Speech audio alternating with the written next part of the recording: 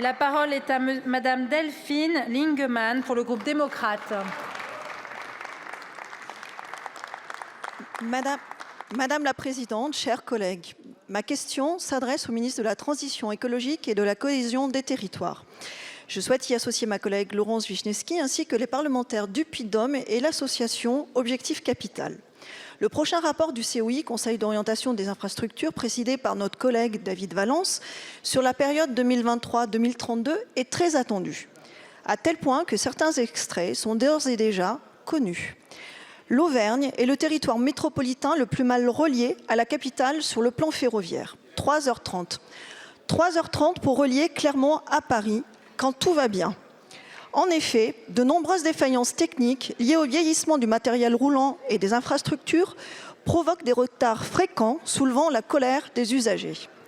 Victime de décennies de sous-investissements structurels et de promesses d'investissement non tenues, l'axe ferroviaire Clermont-Paris fait pourtant partie des 3 lignes structurantes des trains d'équilibre des territoires. L'État s'est engagé financièrement à hauteur de 760 millions d'euros jusqu'en 2026. Mais pour diverses raisons, des retards sont pris sur la régénération de la ligne et les livraisons de nouvelles rames. Agir au plus tôt pour garantir une ligne de qualité, durable et efficace est une question de survie pour notre territoire. D'autant plus que, selon le rapport du COI, l'engagement de l'État semblerait se terminer en 2026. Or, nous avons besoin de poursuivre les investissements pour moderniser la ligne et faire passer le temps de trajet à 2h30. La grande vertu du rapport du COI sera de mettre sur table une liste de priorités et une nouvelle programmation, avait ainsi déclaré le ministre des Transports le 5 octobre dernier au Sénat.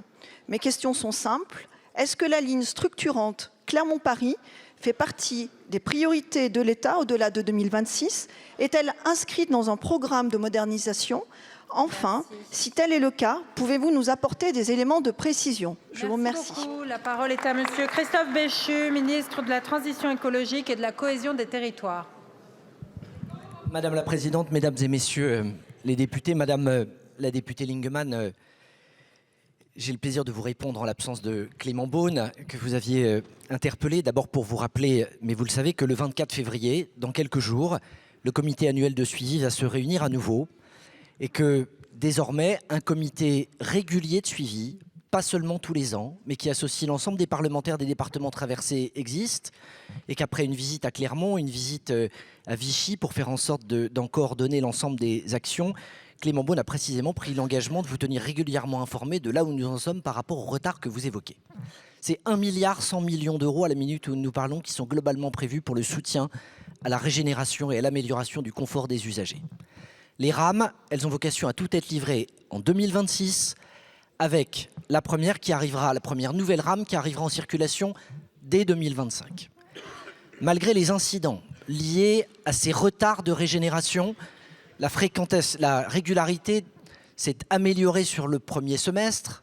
Nous sommes à 86% contre 78% sur le semestre précédent.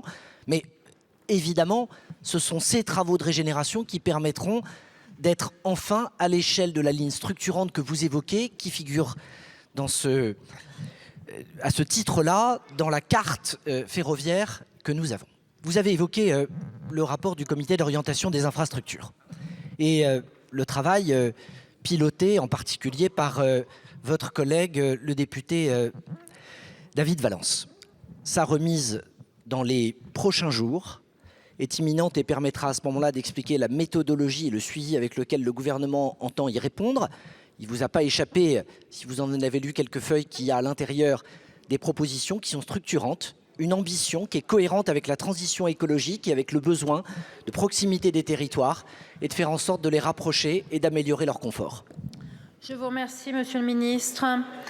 La parole est à Monsieur